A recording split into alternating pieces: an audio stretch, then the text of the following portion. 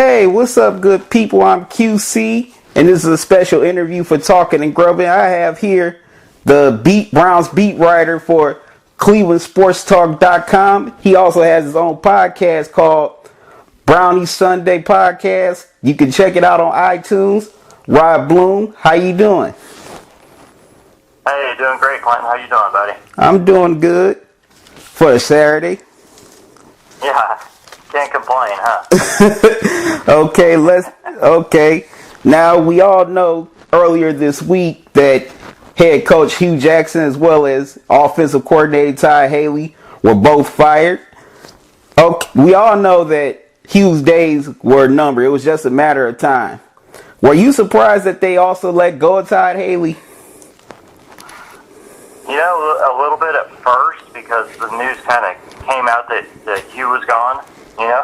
And then it was like 45 minutes to an hour before we found out about Haley. So, you know, but the more I thought about it and the more you heard, it really wasn't a surprise because I think the two of those guys and kind of button heads was just kind of, it must have been apparent throughout the organization, you know, that they were kind of causing a problem, you know, by not getting along. So I guess Dorsey just figured the best way to, you know, to get a new start was to just get rid of both of them. That way you knew that you're getting rid of the guy who's causing the problem, whichever guy it was, as far as the fighting goes. Okay, both these guys were offensive coordinators as well as head coaches previously. Why do you think there was such discourse between the two? You know, I think it's just two guys that both kind of wanted to be the alpha, you know, as far as the offense went. I think it's just their personalities, you know, both kind of guys that wanted to take charge, you know, and I just think it didn't go over too well between the two of them. Okay, do you think Haley and Hugh Jackson put Baker Mayfield in a position to succeed? You know, that's debatable. I think Baker's main issue right now is he needs some help at wide receiver. You know, he needs some guys to catch the ball. Jarvis Landry can't do it all by himself. And it's really hard to expect these rookies to step up, especially against teams like Pittsburgh. You know, so Callaway and Ratley, you know, these guys could be great for the future, but you know, it's going to be big if they can get Hollywood Higgins back this week and just some guys that Baker's more comfortable with. So, you know, for me, that probably has more to do with it. I mean, obviously, there's been suspect play calling, you know, for the past 2.5 seasons, no matter who's been calling the plays. But I think Baker has the ability, you know, to kind of do some of his own things out there. So I think the main thing is just having guys be reliable for him and having guys that he can trust out there. Yeah, I agree. Now, the trade deadline just passed, and a lot of fans were upset that Dorsey didn't make a trade for wide receiver. In my opinion, I wouldn't have wanted to do a one-year rental. I would have wanted to trade for a wide receiver that was under control for at least 2 or 3 years. Would you done that type of trade? I don't see a point in a rental either. I mean, if they could have gotten somebody, you know, for a low round pick, potentially, you know, just because it may have helped Baker Mayfield in his development this season with so many other wide receivers either hurt or gone at this point. But, you know, it could be that they saw Higgins coming back and, you know, maybe he's got some other guys on his radar that he might be able to do something with. I'm not sure, but I think I'm with you. I think he didn't want to give up a high pick or anything big for a rental type of player. And the price was probably just too high on some of these other guys for him. Especially this season. I mean, this season, you know, where are the Browns going? They're not going to make the playoffs. So, you know, like it or not, we're building for the future. So, you know, why bring a guy in, especially if you don't have faith that he's going to be the guy to really help Baker out? Yeah, I agree. You know, you make those type of moves when you're contending, like the moves that the Rams have made. Same with New Orleans getting former Ohio State corner Eli Apple from the Giants to compete with the Rams as well as the other teams in the NFC that they may see down the line in the playoffs. Yeah, 100%. Yeah, I mean, why spend your capital now? I mean, we didn't even think that Baker was going to play this season. So this is just kind of a bonus season, getting him some experience at this point. Of course we hope the record be better. I was hoping that the Browns would at least challenge for the playoffs for a while, but at this point, it's getting Baker some playing time. It's evaluating other guys, and it's getting ready for next season. Right. Okay, now back to Haley. Do you think Haley was trying to sabotage you so he could be the head coach? I don't think he did. I don't really think so. I mean, Todd Haley has a lot of experience. He's done a lot of good things, but I think Todd Haley just overthinks things sometimes. Tries to get a little too fancy and tries to outthink the other team when all you need to do is hand the ball off to your running back for that 1 yard. So I seriously doubt he was trying to sabotage him. Okay. How did you feel when the defensive coordinator, Gregg Williams, was named as the interim head coach?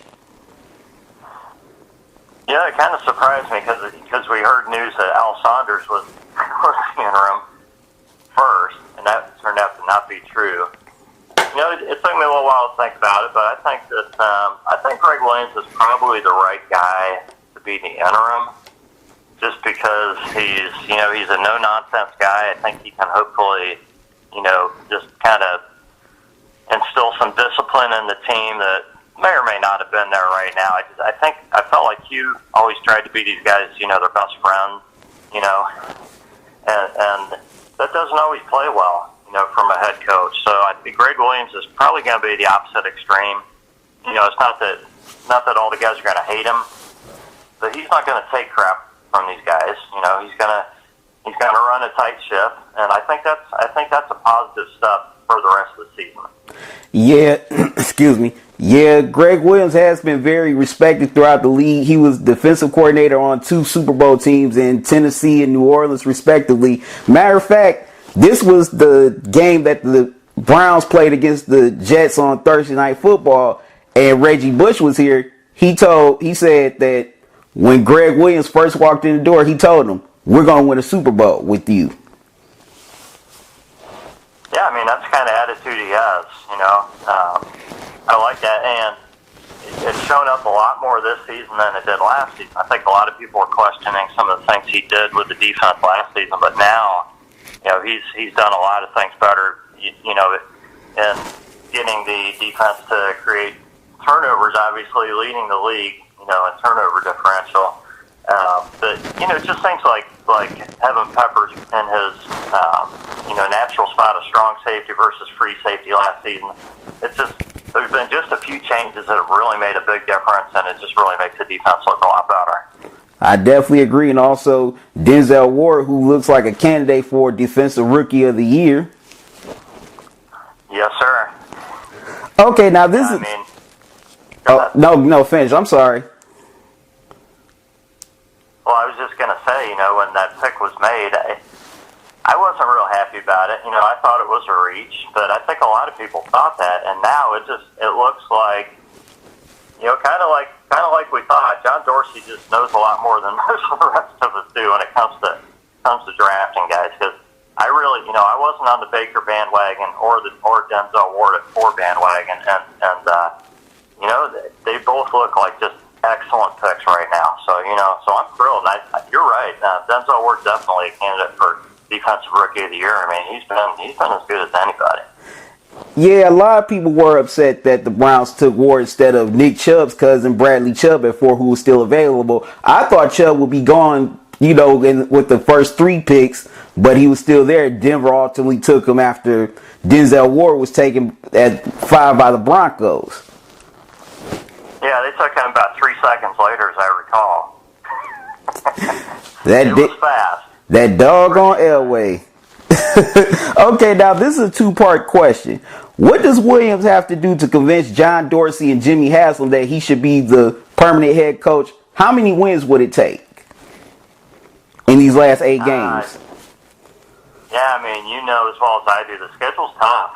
And the last 8 games, it's tough. There are there's really not even one game you can point to and say, yeah, that's a win, So I really don't know. I mean, if they're really giving him a shot and they think that he could be the guy, then I think if he gets, if he wins half of these games, then it's, if he goes 4-4, I think that would do a lot to convince them that he's the right guy. I think it's going to depend more on the play than the record based on the schedule. If this team just, if the level of competitiveness is great and the effort is great and we see some things get better, like penalties, if the offense is run better, things like that, I think that'll all give him a better shot. The question is, does he really even have a shot at being a head coach after this season? And I don't know if I don't think we're going to know that answer until after the season. I think that reality tells me that the Browns are going to want an offensive-minded head coach. That's probably going to be somebody that Dorsey has ties to, potentially. Of course, there's going to be other guys, that he'll certainly look at, but that would be my thought. So it's possible that Gregg Williams wins 4 or 5 games and really has no shot at being head coach. Well, or it could happen that he, that he wins 2 or 3 games and they really like what he's done with the team and they give him a serious look.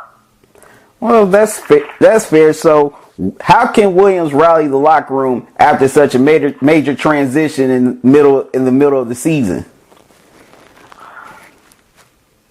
Well, I think these guys probably all feel like they've got a lot to prove, like they're better than what their record is, and I think Williams is definitely a good motivator. So, do you get the players to play hard? I don't think it's going to be that tough for him.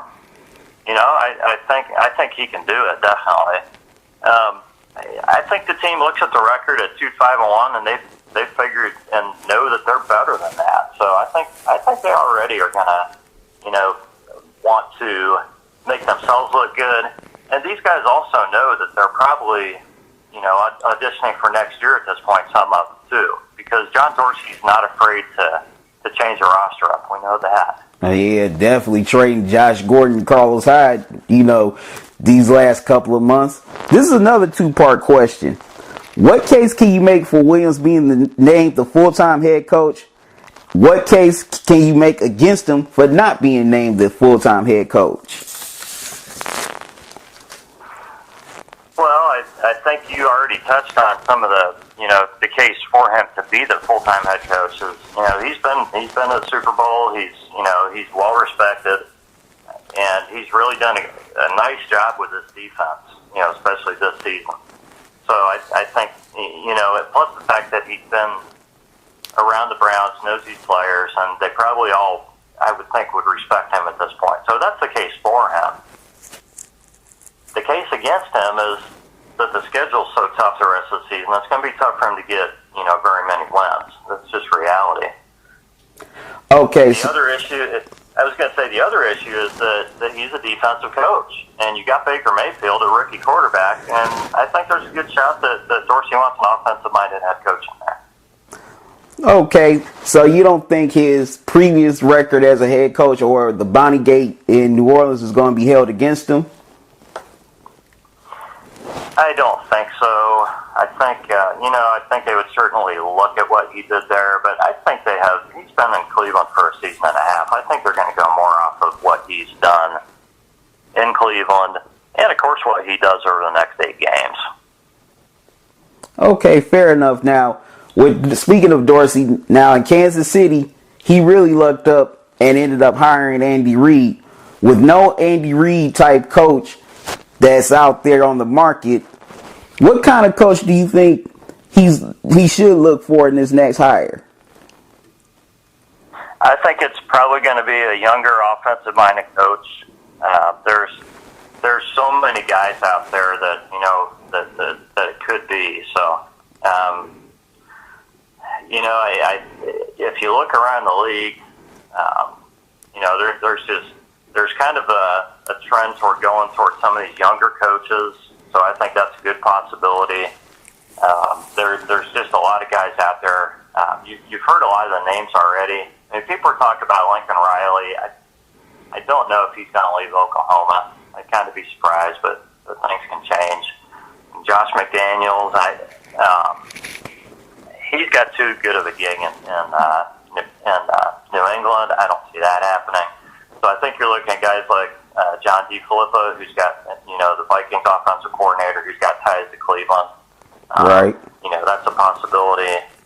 I don't know if he'll really look at college coaches or not. The name Mike Campbell from Iowa State's coming up. He's from the Cleveland area. He's a young guy, 38 years old. So it just kind of depends what Dorsey's thoughts are. I mean, to me, I think he's going to look more to Green Bay and Kansas City, guys he's familiar with, and guys that Elliott Wolf, is going to know too. I think he's going to be talking to Wolf and some other people and just kind of getting his list together, which, by the way, I'm thinking he's probably had this list kind of in his head since he came to Cleveland, because I think he knew this was probably going to happen.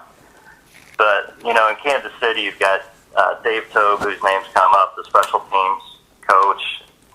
I really don't know about making a special teams coach a head coach, but his name comes up a lot. Eric Bieniemy's their offensive coordinator, and he was the running backs coach under Dorsey there, so I think he'll definitely get a look, especially what Kansas City's been doing. But then you look at Green Bay, and a name I haven't heard, which I've been talking to a friend, Peter Jones, who is a big Packers fan, and we talked about Joe Philbin, who's the Packers offensive coordinator, and he was Dorsey worked with him when Dorsey was in Green Bay, and Elliott Wolf knows him. I think he's a guy who has some head coaching experience, although it didn't go, like he would have liked it to. But he was head coach in Miami, I think, for 2 seasons. Didn't do great, but a lot of coaches do better in their second season, or in their second go around as head coach. So I think he'll definitely be on their list. Tom Clements was the offensive coordinator in Green Bay for like 10 seasons and didn't see eye to eye with McCarthy, in Green Bay. So he's actually available at this point. So he could be looked to as, if not head coach, offensive coordinator potentially. And I'm sure there's probably 10 other guys I'm not even thinking of, But to me, almost all of those guys are offensive-minded coaches, and I think that's what they're going to look for. Okay. Now, next question. Is the Browns head coaching job an attractive job to a lot of these coaches? It's debatable. I think before Hugh Jackson, when Hugh Jackson came, it was not an attractive job at all. But you look now, they gave Hugh Jackson 2.5 seasons. Geez, if you come in and win some games, you're going to get some time, okay?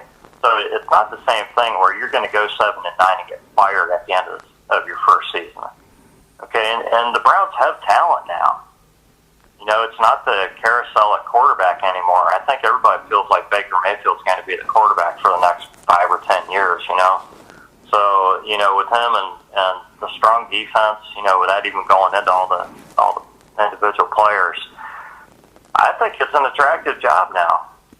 I think they're going to have guys look at it that would not have looked at it when Hugh Jackson was hired. Okay, what would be the pros and cons of taking the Browns head coaching job? Well, I think guys are still going to look at the history, but some guys like the challenge. So,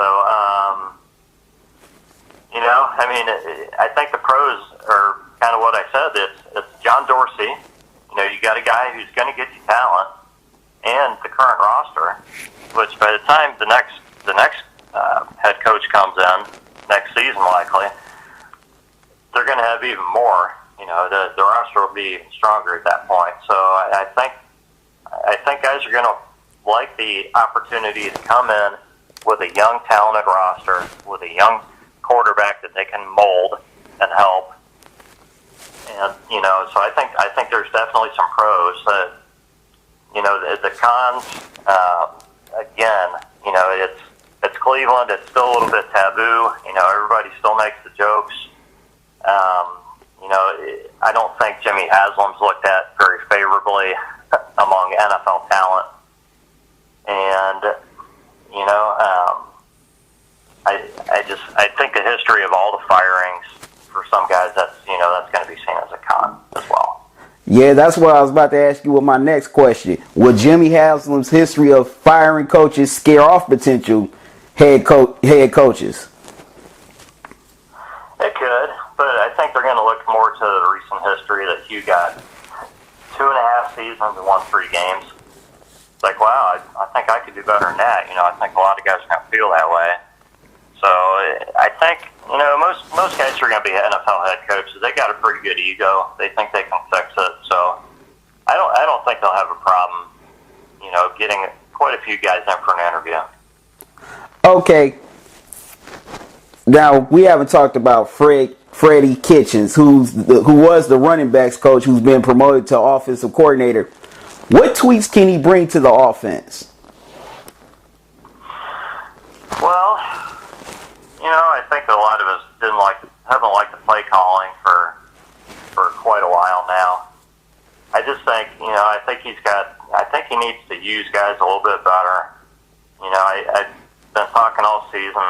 You know, I want to see more sets where you got Chubb and Duke Johnson out there, and I know they started it last week before Duke kind of, you know, messed his knee up a little bit. So I'm hoping they use those guys better.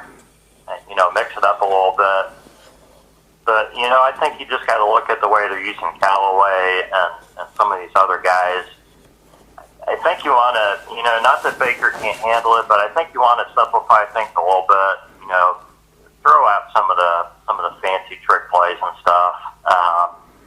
You know, I want to see Callaway get more of those 5-10 yard catches that he can do something with versus throwing deep to him all the time where he seems to have a problem with catching the ball. You know, I want the tight ends more involved. They're just, you know, if Njoku can't catch the ball, get the valve out there more. But man, do something. You need more guys who can catch the dang ball for Baker. So that's why I want more passes to Duke. I want more passes to either Njoku or DeValve, and short passes to Callaway. Let's get Jarvis Landry hopefully down the field a little bit here and there. You know, I just want to simplify it a little bit. Plus, they need to figure out the offensive line. And I don't know that they're going to make any changes there, but they need to not play J.C. Treader, you know, if he's hurt, okay? Because he's hurting the offensive line being out there at 75%. So put Austin Corbett out there if that's what it takes to get things better. I don't think they're going to change the left tackle, but man, get a tight end over there to help the guy out if he's up against, you know, a tough matchup. He's just having too many penalties. So, you know, I think they can do a lot of stuff to help the offensive line, simplify the play calling, just use guys to their strengths, and, you know, and hopefully call better plays. Man, they'll come out and run the ball 3 straight times up the middle. We've been watching that for 10 years. We don't need to see that anymore. Okay, now Gregg Williams said in his press conference that he didn't pick Kitchens to be his offensive coordinator. Do you think that there's going to be a clash between the two in these last 8 games? No, I don't know. I mean, I hope not, but, you know, I don't know who else they're going to have do it, you know. There's probably nobody out there they wanted to bring in, so he's kind of the OC by default. We'll see what happens. I mean, I guess Dorsey probably, you know, wouldn't be afraid to make another change. It wouldn't surprise me, you know, if that happens, if things are real bad. But, you know, hopefully he can do better than the guys that have been doing it the last 2.5 seasons. But I mean, that's really not saying a lot. So, you know, I think he'll be okay, and hopefully Williams will back him, and hopefully we'll see a little bit better offense out there. Excuse me. Okay, I totally agree. But some people may make the argument because Kitchens was such a Ty Haley guy. Matter of fact, Ty Haley was the one who brought him into Cleveland because of his previous ties, I think, with Pittsburgh, if I'm correct. Yeah, I'll be honest, I'm not even sure on that. Or was it Arizona? It was one of the two that they both worked together previously. Yeah, maybe in Arizona. Well, just because a guy is a disciple of a guy doesn't mean he's going to call things the same way. So let's hope that this is I think this is his first go around at calling plays more than likely. So I think he called. Didn't they say he called plays in one of the preseason games, I believe, but. Hopefully he won't be out there trying to outsmart people. Hopefully he'll just get with a game plan, stick with it, make adjustments where you have to, and just not try to be too smart. You've got some talent on the offense. Just try to use it. I totally agree. If you were John Dorsey, what characteristics are you looking for in the next head coach? Say if Gregg Williams isn't named the permanent head coach. If it's me, I would probably want a younger, offensive-minded coach that people respect, who's going to have some ingenuity and to come in and I think specifically you want a guy who's going to work well with Baker, because that's where everything really starts, is with Baker. I mean, he's the future of this team. So, you can bring in other guys to tweak the offensive line and receivers and things like that. I want a head coach who's going to be the guy that Baker looks to, who works with Baker and really just gets him to that next level over the next, season or two. Excuse me. Okay, so now you said you really want to look at a special teams coach, but in my opinion, I think it's an underrated position to look at for the head coach because they see the whole field. They got a game plan for the whole team, not just one side of the ball. Do you think if you were looking for a special teams coach in particular, for a head coach, which special teams coaches would you look at? Well, I think Dave Tobin, Kansas City, just because of the connection, and his name's been out there as a possible head coach for over a season, so I would think he'd be the front runner. I guess you look at any other team whose special teams are doing well, and you do have a point. I know people don't generally go that direction, but maybe it is something that people should look at closer. Teams should look at closer. Typically, the hot commodities are the OCs and the DCs from the teams that make the Super Bowl. And those aren't necessarily the best guys. They're just not. Sometimes they just have the most talent, and or the DC could get a job based on the offense being really great. So you just never know. Maybe special teams is something they should look at closer. Another special teams head coach I thought about was the ex-Browns special teams coach, Brad Seeley. Now, the Browns, we all know, had the best special teams in the NFL when he was the special teams coach. Yeah, well, guys with ties to the Browns, they could certainly get a look. So you never know.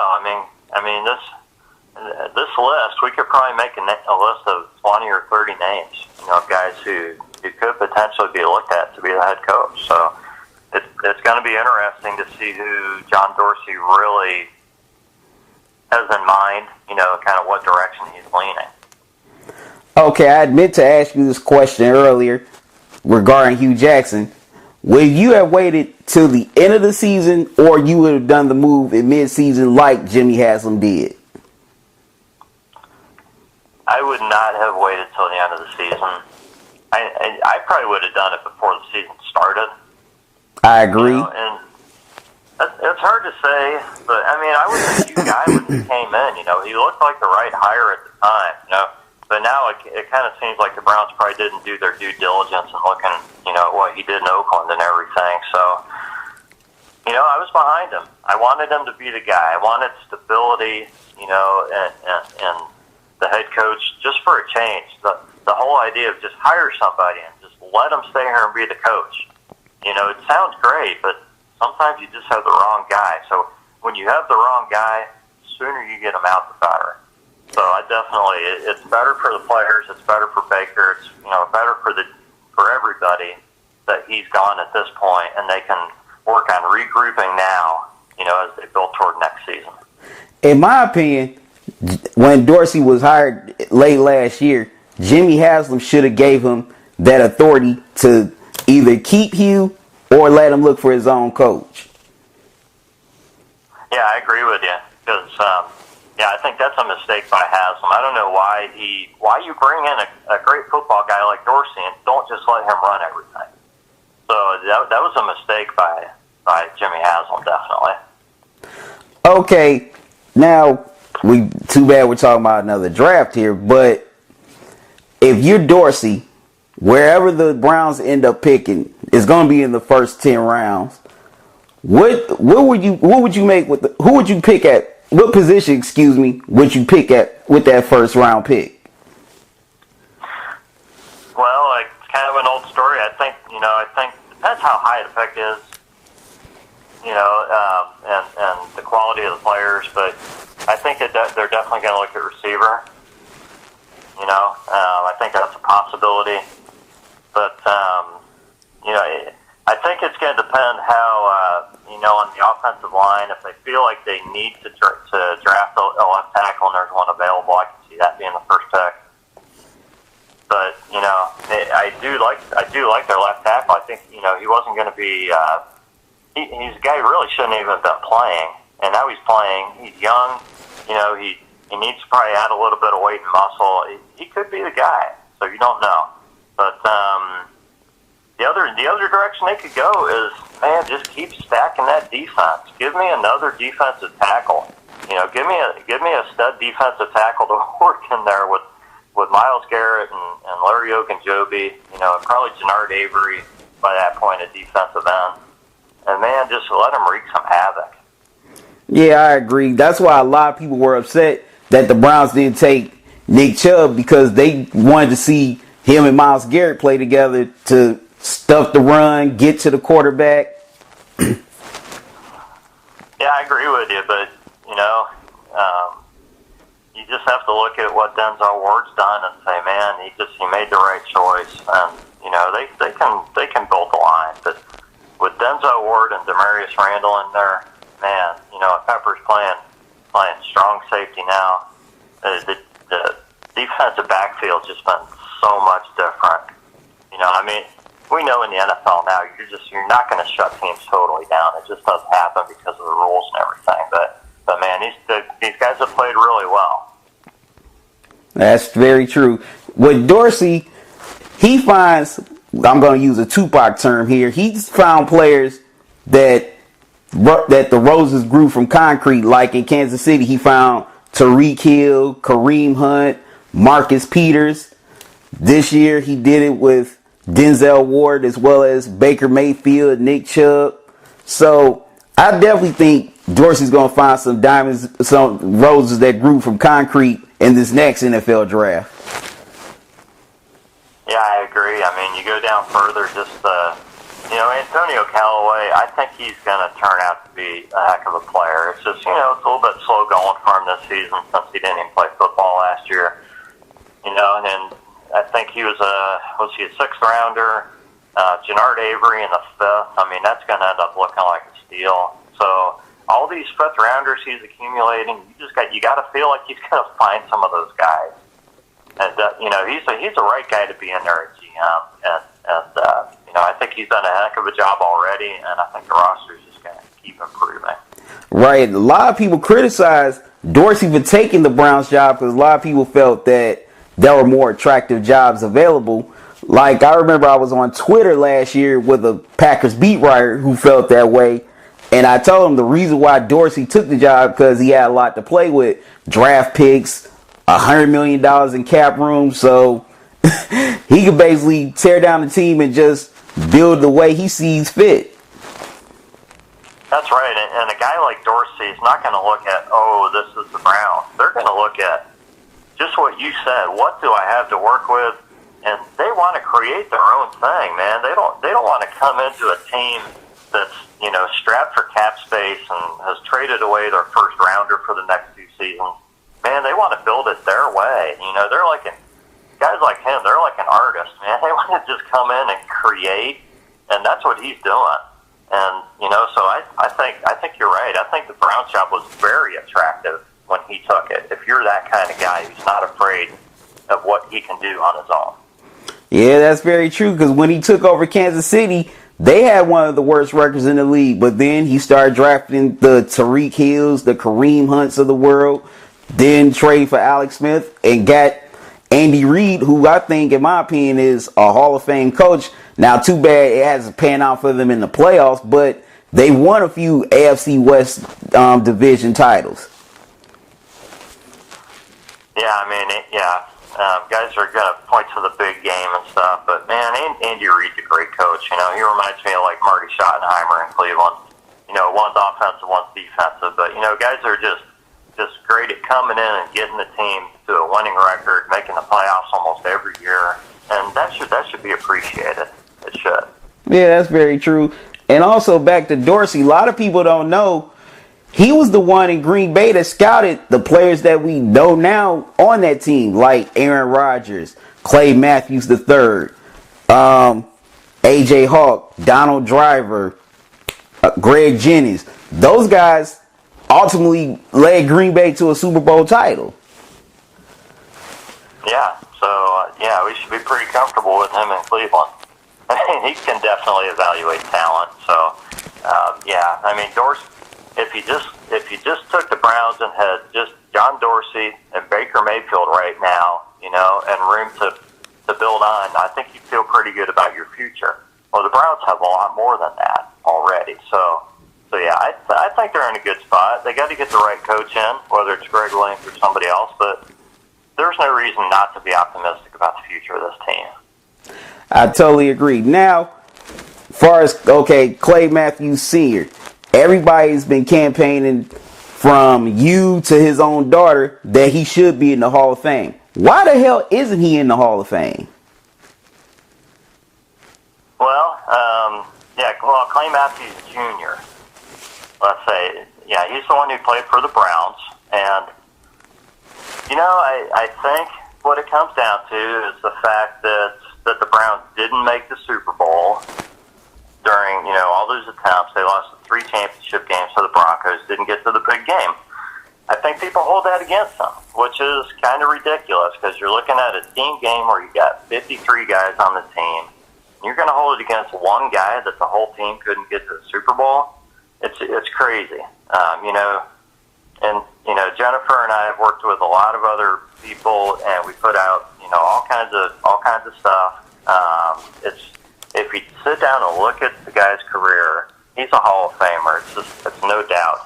His numbers compare to so many other guys that are already in the Hall of Fame.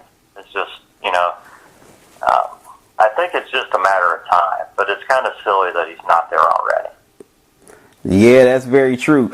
And also, there's some former Browns that are up for the Hall of Fame this year in Ernest Biner, Eric Metcalf. Do you see either one of them being selected for the Hall of Fame?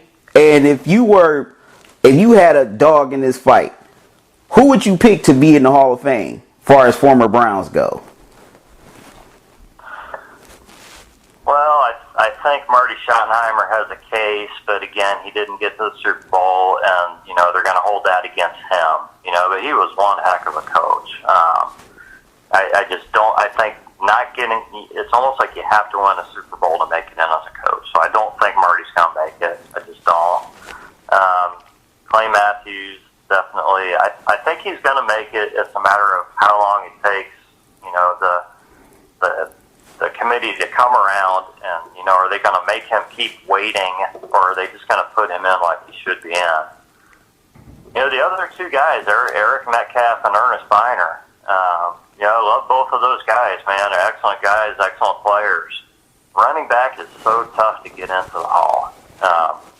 Now, I think between the 2, if you look at Ernest Biner's numbers and his record, I think he's got a case. He's definitely got a case for the Hall of Fame.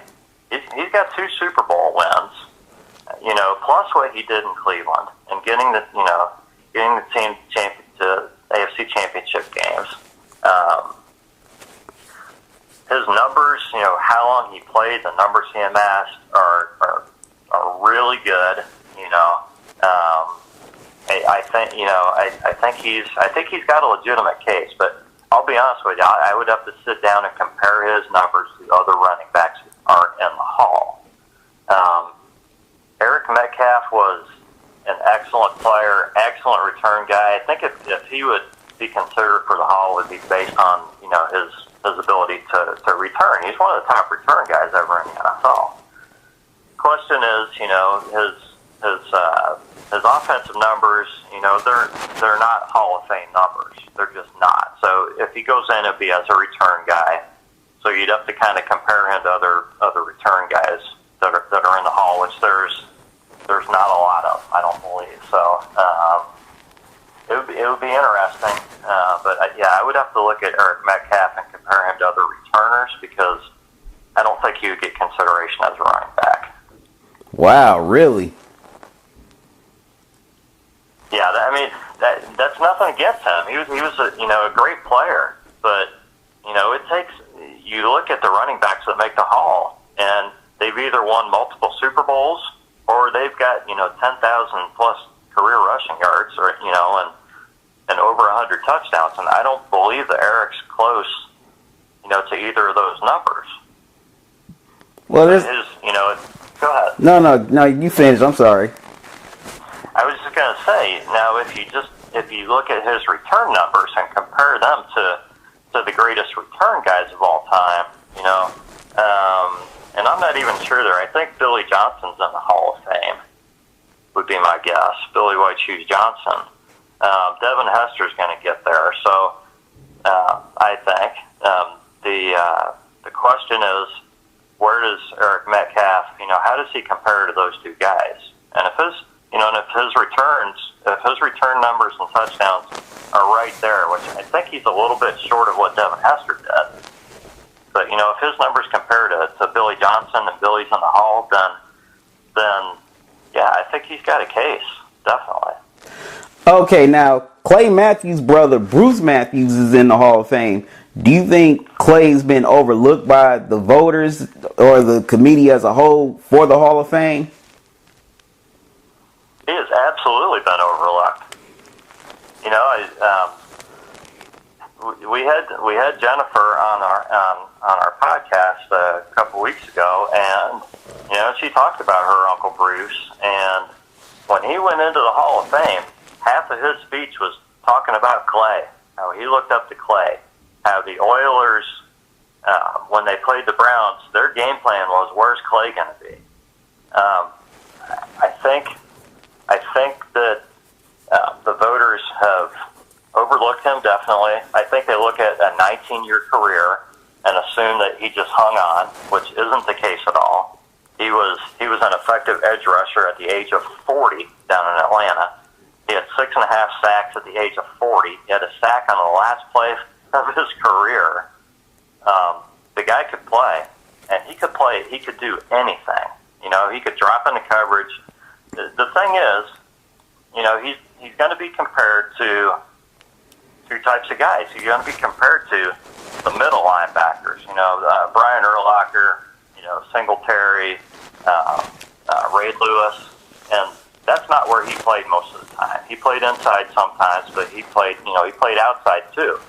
He's also going to be compared to guys like Lawrence Taylor and Derek Thomas, who were what we would call edge rushers now. They were lining up rushing the quarterback darn near all the time.